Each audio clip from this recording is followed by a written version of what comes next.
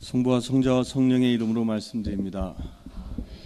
하나님의 은혜가 충만하시길 축원합니다. 우리 옆 사람들이 고백합시다. 당신은 믿음의 사람이십니다. 시작.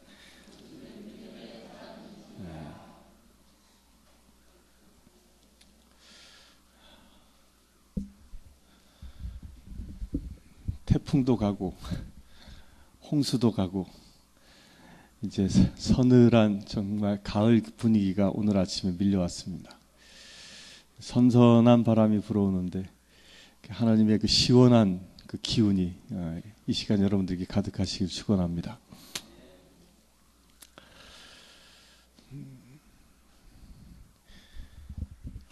교회와 세상이 다른 것 중에 하나가 이겁니다.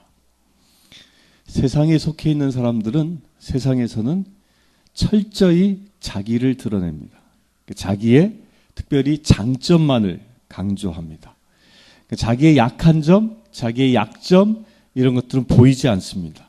이게 세상을 살아가는 원칙입니다. 세상은 치열한 경쟁 사회이기 때문에 자기가 조금이라도 약한 모습이 보이면 상대로부터 어떤 해코지를 당할지 모르는 그게 아주 이 서슬퍼런 그런 세상 아닙니까? 그러니까 세상을 살아가려면 자기를 철저하게 포장해야 됩니다. 잘 포장해야 돼. 그러니까 요즘은 이 포장을 어디까지 해요? 그냥 자기의 그 이 성품만 포장하는 게 아니라 막 그 누가 그러더라고요. 미국 대학 여자 대학생이 그 쓰는 화장품 값에 한국 여대생들이 쓰는 화장품 값이 몇 배냐면 3배를 쓴대, 3배를.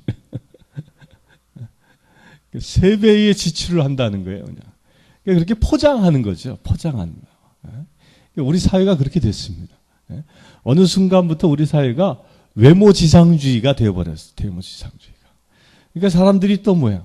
우리나라에서 세계 최고의 기술을 가지고 있는 의료 분야가 있습니다.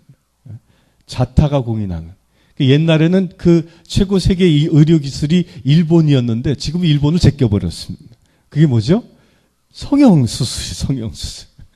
성형수술 이 기술은 세계 최고라고 그러면 세계 최고라고. 그러니까 많은 외국인들이 한국에 와서 성형수술하고 가는 거예요. 그러니까 얼마나 많은 사람들이 이 성형수술을 하는지 이 쌍꺼풀 수술은 기본이고 다 뜯어 고치는 거예요. 참 그냥 나중에 하나님께서 이 헷갈리실 것 같아요. 천국에 오긴 왔는데 야 너 네가 누구냐 그러면 어찌할까? 그러니까 다 이렇게 뜯어 고치는 이유가 뭐예요? 뜯어 고치는 이유가 이게 나를 아름답게만 보이려고 하는 거예요. 나를. 그래서 세상 사람들이 나를 인정해 주길 원하는 거예요. 그래서 내가 무엇인가가 갖추어지고 무엇인가 세상에 자랑할 만할 때 사람들에게 나를 드러내 보이는 거예요. 그래서 사람들은 또 이런 걸 합니다. 심리학자들 가운데 동굴에 들어간다라는 표현을 쓰는 말이 있어요. 동굴에 들어간다. 그게 뭐냐면 자기가 크게 시리에 빠지고 어려움을 처했을 때 숨어버린다는 거예요. 그러니까 세상 사람들 그러는 거예요. 숨어버려요. 나타나지 않아요. 모든 관계를 단절해버립니다. 심지어 요즘 이 폰을 끊어버리잖아요, 그냥. 폰을 딱 끊어버려. 수신 거부해버리고, 폰을 끊어버리고, 아예 받지 않는 거예요. 단절해버려요. 그렇게 단절하는 사람들의 특징이 뭐냐면, 자기의 약한 부분들이 커져 있을 때는 거예요. 자기가 약해지고, 자기가 세상으로부터 비난받을 만하면 끊어버리는 거예요, 이게. 너무 약하다. 내가 너무 이 세상 사람들도 놀림감 당하지 않을까? 이런 두려움이 자기를 스스로 봉쇄해버려요. 이게 세상 사람들의 모습인 거예요. 그래서 예수님, 이제 성경에서도요, 이 레위기에 보면 그때 당시 세상 사람들로부터 철저하게 분리되고 철저하게 고립되는 삶을 살아가도록 이 규정된 사람들이 누구냐면 그게 나병 환자였던 거예요. 나병 환자들은 레위기서에 어떻게 얘기했냐면 나는 부정하다라고 외치며 살게 되어져 있어. 그들은 그 한 가족은 물론이고 한 집에서 가족들과 더불어 살 수 없는 것은 물론이고 그가 살고 있었던 마을에서조차도 머물 수 없었던 사람들. 그래서 어떻게 했냐면 마을 밖으로 쫓겨나가서 사는 거예요. 그리고 자기 스스로가 단절되어진 거죠. 단절. 어느 누구도 주변에 오지 못하도록 나는 부정하다, 부정하다, 부정하다라고. 이걸 외치지 않으면 돌 맞아 죽는 사람. 이렇게 단절되어진 내가 병든 것 때문에 세상과 단절되어지는 것, 이게 세상의 원칙이라는 거예요. 이건 병뿐만 아니라 내면에도 마찬가지죠. 그런데 기독교는, 교회는 뭘까요? 교회는 내 안의 아픔과 상처들을 어떻게 드러내놓는 것이에요. 드러내놓는 것. 교회가 왜 아픔과 상처를 교회 안에서 드러내도록 해야 합니까? 교회는 치유하는 것이기 때문에. 교회는 회복을 얻는 것이 교회이기 때문입니다. 여러분들이 지금 이 시간 여기 와서 예배를 드립니다. 이 예배를 드리는 중요한 목적 중에 하나가 뭐냐면 나의 회복이에요. 회복.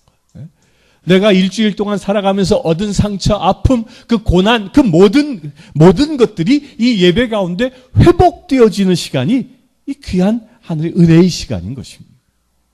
우리 사랑하는 성도님들 회복하시길 축원합니다. 회복하기는. 그래서 우리는 세상 사람들은 자기의 장점을 자랑합니다. 자기를 철저히 포장해서 자기의 아름다운 모습만 보이려고 하는 거예요. 그러나 우리 그리스도인들은, 우리 성도들끼리는 나의 장점보다는 나의 단점을 자랑하는 거예요. 그래서 사도 바울이 자기의 죄를 자랑하지요. 나는 죄인 중에 죄입니다. 나는 죄인 중에 괴수입니다. 자기의 단점을 자랑하는 거예요. 오히려 세상이 자기에게 주었던 그 모든 장점들, 유대인 중에 유대인이었고 로마 시민권을 가진 1등 시민자였음에도 불구하고 그 모든 장점들은 그는 어떻게 여겼다고요? 배설물처럼 여겼다. 오히려 자기 안에 있는 죄를 자랑하며 일생을 살아온 것이 그리스도인의 모습의 표본을 보인 것이죠. 우리 사랑하는 성도님들, 우리는 서로 그래서 만나면 뭐예요? 나의 아픔을 나누고 서로 그 아픔을 서로 아파해 주는 관계가 이 그리스도인들이에요. 그런 세상 사람들은 왜 우리가 서로 단절합니까? 내 아픔, 나의 약점, 나의 상처들을 내놓으면 어떻게 해요? 사람들이 그것을 가지고 나를 괴롭힙니다.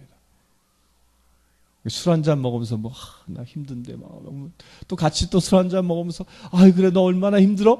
이렇게 위로하는 척하지만 돌아서면 어떻게? 그게 또 소문을 막 돌고 돌아요. 이 소문도 뭐야? 이게 액면가 그대로 돌지 않잖아요. 이게 말은 불잖아요. 자꾸 한 달이 건너 계속 불어나는 거예요. 그냥 계속. 내가 한번 기침했다 그러면 이 이야기가 돌고 돌면 어떻게 폐결에 걸렸다 이렇게 되니까 이게. 그게 소문이에요. 그러니까 그런 소문들이 돌고 도니까 그것이 결국 누구 귀에 들어와? 내 귀에 들어오는 거예요. 내 귀에 들어오면서 그게 날선 피수처럼 나를 다시 도려내지 않습니다. 이게 세상이에요, 세상. 그러나 우리 그리스도인들은 나의 아픔과 상처를 드러내놓으면 우리는 어떻게 해요? 함께 고통, 함께 아파하는. 그래서 위로해주고 그것이 회복되기를 원하고 병이 들었습니까? 함께 아파하는 거예요. 그 병든 고통을 함께 나누는 것이죠. 그렇게 함께 나눌 때 치유가 일어나는 것입니다. 거기 대전제가 뭐라고요? 나를 드러내는 것이. 그래서 우리 교인들은 우리가 서로 나의 약점을 자랑하는 거예요. 나의 약점. 그래서 우리가 교회 안에서 병이 들었습니까? 그것을 자랑하는 거예요. 내 가정에 어떤 문제가 생겼습니까? 그것을 드러내놓은 것이. 그래야 서로 기도하고 은혜의 가운데 그것이 모두 회복되기를 원하는 것이 우리 신앙생활하는 공동체의 모습이라는 거예요. 우리 교회가 그렇게 되시길 축원합니다. 오늘 말씀에 보면 이 복음서의 이 10명의 문둥병 이야기가 나오죠. 너무 잘 알죠? 10명 중에 몇 명 돌아왔죠? 1명 돌아왔습니다. 9명은 어디 갔을까요? 어디 갔다는 얘기 없어요. 근데 추론해 보면 사제에게 갔어. 여기 글에 보면 사제에게 가 보이라 그러잖아요. 예수님께서. 그러니까 사제에게 길을 가다가 낫는 것을 목격했던 한 사마리아인이 사제에게 가던 길을 멈추고 예수께 돌아왔어요. 나머지는 사제에게 가버린 거예요. 그리고 나중에 이 성경에 보면 그 9명이 사제에게 보이고 예수께 돌아와서 감사했다라는 구절이 있나요? 없어요.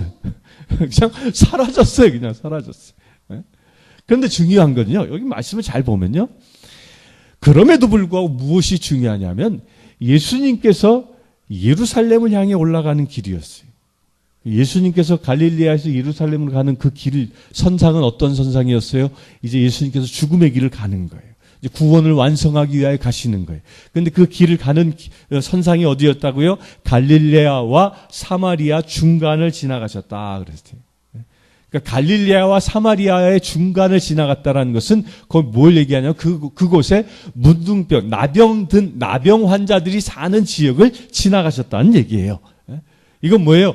갈릴레아 지역에 살았던 유대인들 가운데 나병 든 사람이 쫓겨나서 또 사마리아인들 가운데 나병이 들어서 쫓겨난 사람들이 그 중간지대에 들어와 그 연명함에 살았던 것이죠. 연명함. 예수님께서 당신의 특별한 뜻이 있었는지 어떤지 기록해 있지 않지만 그 나병 환자들이 사는 지역을 지나가신 거예요. 나병 환자들. 여기에 중요한 메시지가 있습니다.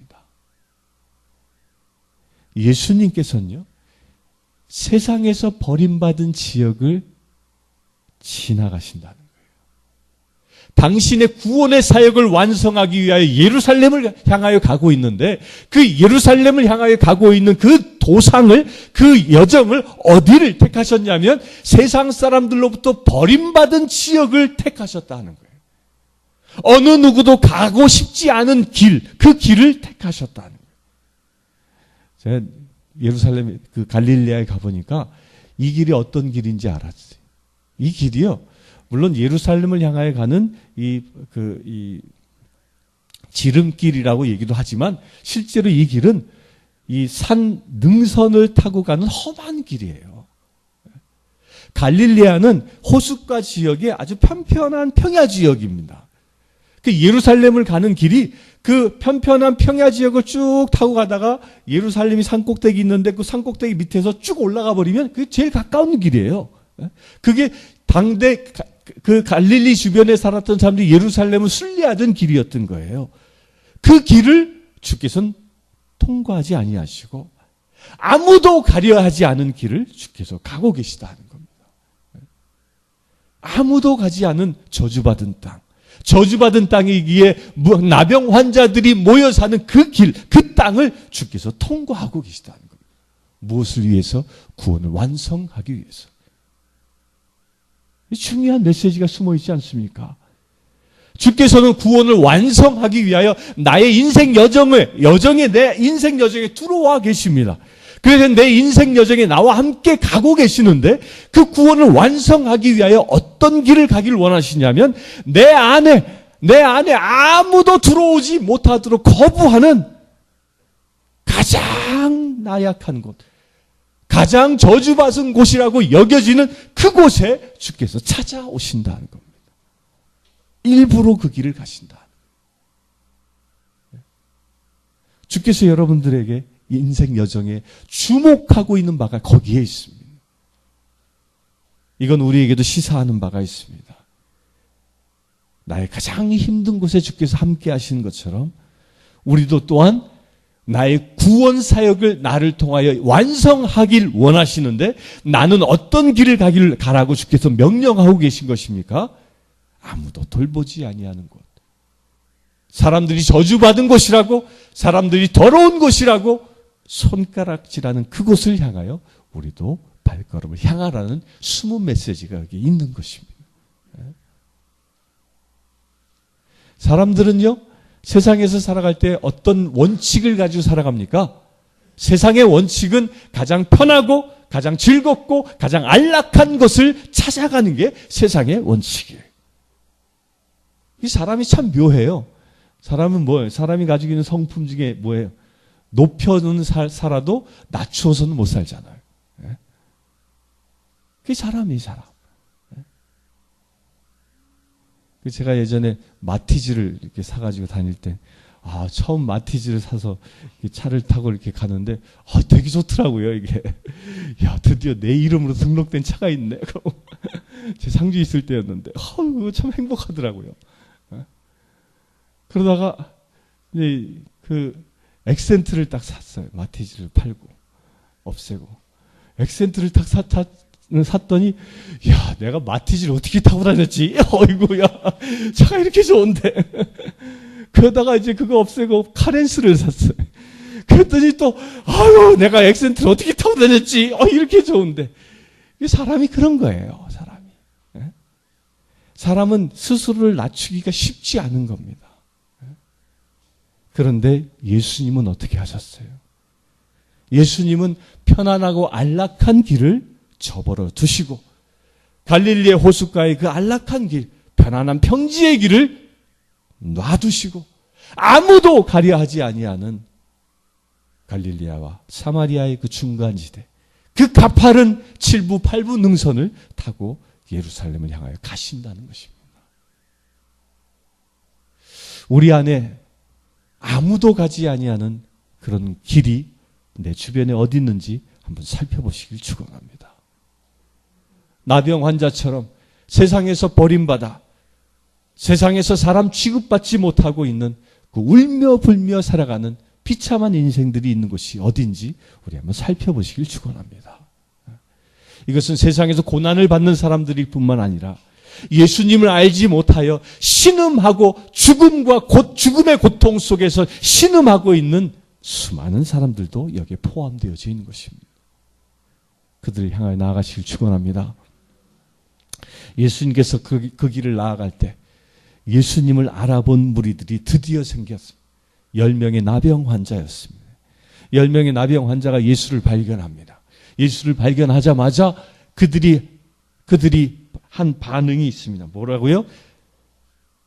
그 반응이 예수 선생님 저희에게 자비를 베풀어 주십시오.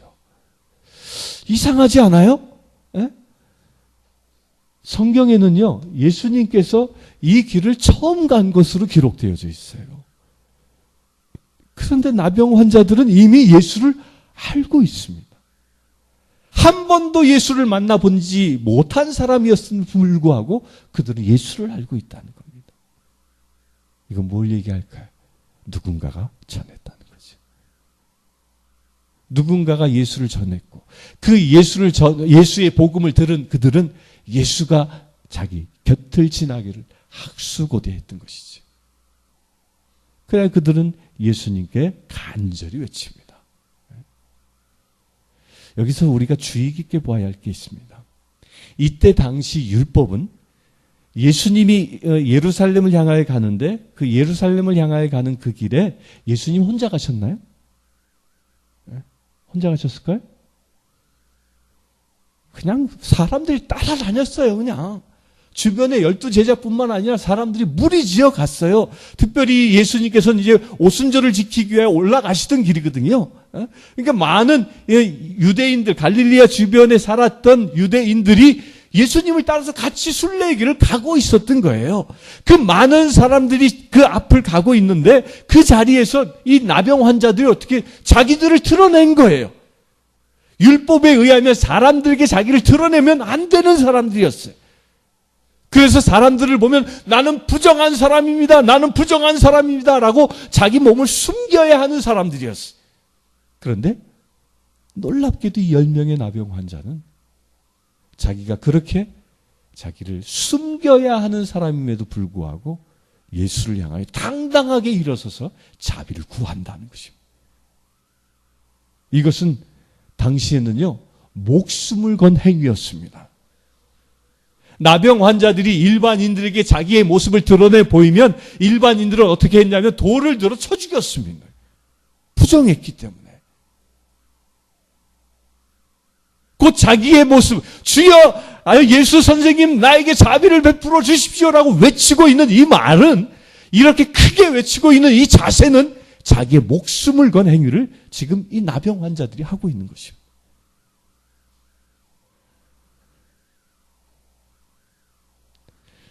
나병이, 사람들은 저주받은, 신의 저주를 받은, 저주를 받았기 때문에 걸린 병이라고 여겼습니다. 그래서 사람들은 다 감춥니다. 그런데 이 10명은 무엇 때문에 드러냈습니까? 한 가지를 알았던 것이죠. 예수님만이 소망임을, 예수님만이 나의 문제를 해결해 줄 수 있는 분임을 그들이 알았던 것이. 그래서 나의 지금 내가 나병 걸린 것을 사람들에게 드러내놓으면 그들이 혹여 나를 돌로 쳐 죽일 수도 있다라는 그 위험도 그들은 감내했던 것이죠. 불사했던 것입니다.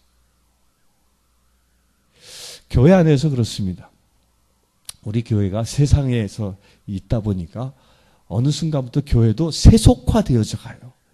그 세속화되어져 가니까 그 모습이, 세속화되어져 가는 모습이 어떻게 나타나냐면, 교회 안에서 그래, 말씀대로 내 아픔을 토로하고 내 상처도 나누고 그러면 거기서 치유도 일어나고 위로도 일어나고 그럴 줄 알아. 그래서 그런 믿음을 가지고 그렇게 고백을 했는데 어느 순간에 이게 교회 안에 이것이 나에게 위로로 오기보다는 이게 엉뚱한 상처로 오는 경우도 종종 있는 거예요. 이 교회 안에 그런 거예요. 이 교회가 세속화되어졌을 때, 교회의 은혜가 사라졌을 때 나타나는 현상이. 그러면 뭐예요? 교회 안에 더 큰 상처를 입는 거예요. 이걸 어떤 사람은 그러대, 조직의 쓴맛을 봤다 그러더라고요. 교회가 그렇게 순수하고 깨끗한 줄 알았는데 그렇지 않다는 거예요. 그러나 중요한 건요, 그럼에도 불구하고 교회 안에서는 나의 목숨을 걸고 사람들에게 내가 돌팔매질을 당할 것이라는 그 위험 앞에서도 주님 앞에 나를 드러내놓을 수 있어야 합니다. 그게 기적의 시작이기 때문입니다.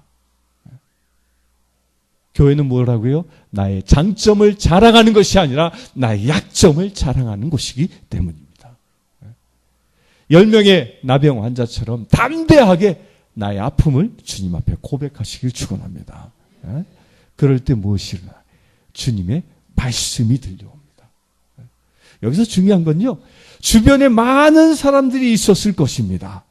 그런데 이 복음서는 무엇에만 집중하고 있냐면 10명의 나병 환자와 예수에게만 집중하고 있습니다.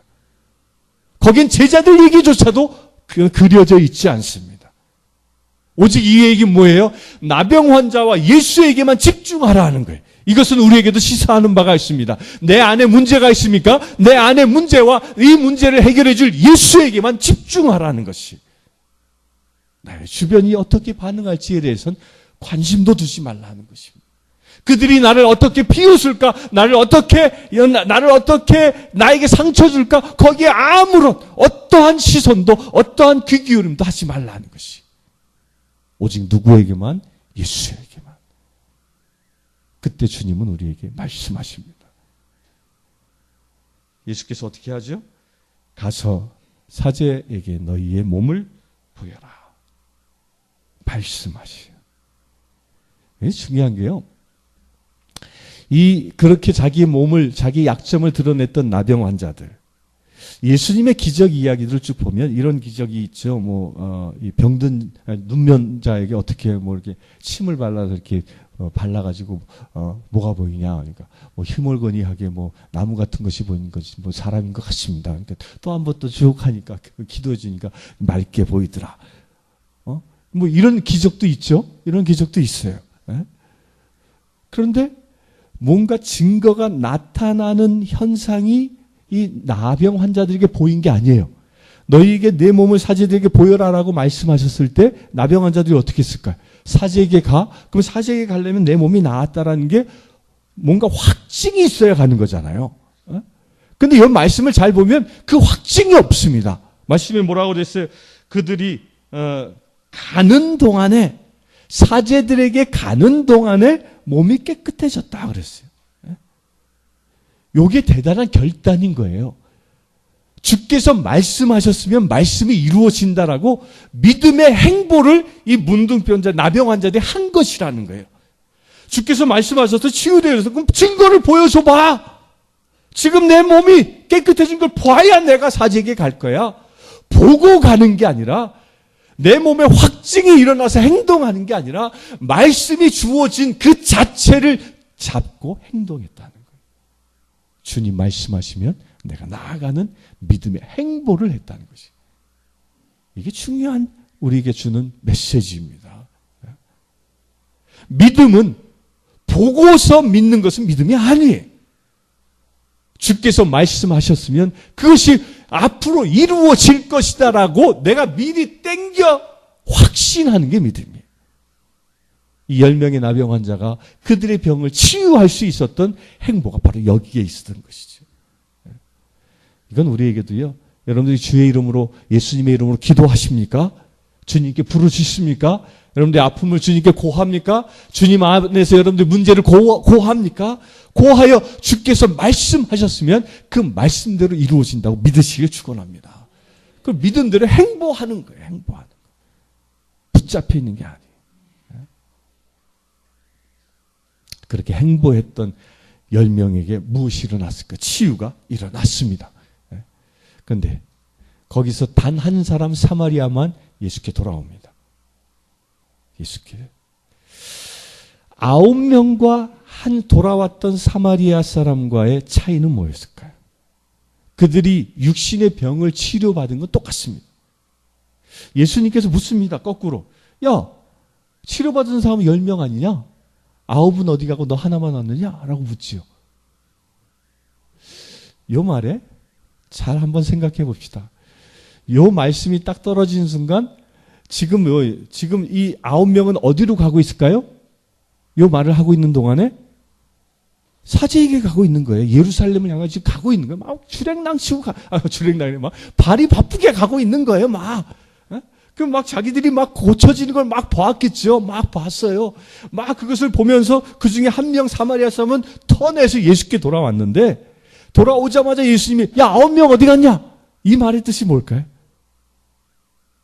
이거 잘못 생각하면요. 9명 가다가 도로 문둥병 걸렸다 이렇게 생각할 수도 있어요. 그러나 그런 기록은 없습니다. 10명은 다 치유되어졌어요. 치유되어졌는데 중요한 건 그 한 사람에게 돌아온 한 사람에게 주께서 행하셨던 또 다른 사건인 겁니다. 10명은 다 9명조차도 예수께 돌아오진 9명조차도 그들이 구했던 나병은 치유되어졌지만 돌아온 한 사람에게 주어진 놀라운 은혜가 있었습니다. 그게 뭘까요? 그게 구원이라는 거예요. 오늘 이 공동 번역에는 내 믿음이 너를 살렸다라고 얘기하는데요. 이건 의역해 놓은 거예요, 이게. 원래는 구원했다라는 말이에요.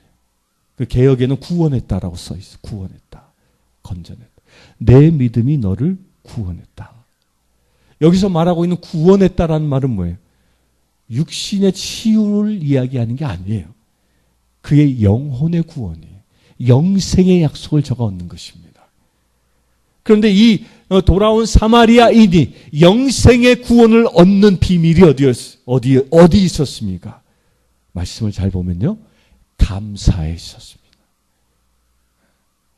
가던 길을 돌아와서 예수 앞에 엎드려 감사합니다. 여러분들 이 말을 믿습니까? 감사는 기적을 낳습니다. 근데 이 감사라는 말은요. 감사는 우리 삶에서 결과가 아니에요. 결론이 아닙니다. 감사는 뭘까요? 과정이에요. 과정. 우리가 감사하면 하나님의 은혜가 임하는 거예요. 이 사마리아인이 주님 앞에 엎드려 감사했을 때 저의 영혼이 구원되어지는 축복을 얻은 것처럼 우리가 세상을 살아가면서 감사할 때 하늘의 더 큰 은혜가 우리에게 임하는 것입니다. 내가 드린 기도 제목보다도 더 큰 은혜가 내 안에 강물처럼 흘러내릴 수 있는 비밀이 어디에 있느냐? 거기엔 감사예요. 감사. 그래서 우리 신앙인들은 내 상황과 처지가 어떠할지라도 내 입에서 감사하는. 날 구원하시니 감사. 장미꽃 가시에도 감사. 내가 상처받아도 감사.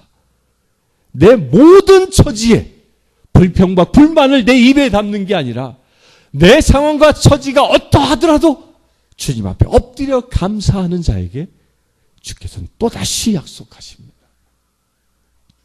내 믿음이 너를 구원하였다. 우리 사랑하는 성도님들, 우리 사마리아 이 나병 환자처럼 육적인 문제가 해결받음과 동시에 영적인 문제도 주님 앞에 해결받으시길 축원합니다. 육적인 문제를 주께 간절히 간구하여 응답받음과 동시에 그것에 대한 감사를 주님께 드림으로 인하여 나의 영적인 문제도 주께서 해결받는 주의 사랑하는 귀한 지체 되시길 주의 이름으로 축원합니다. 성부와 성자와 성령의 이름으로 말씀드렸습니다.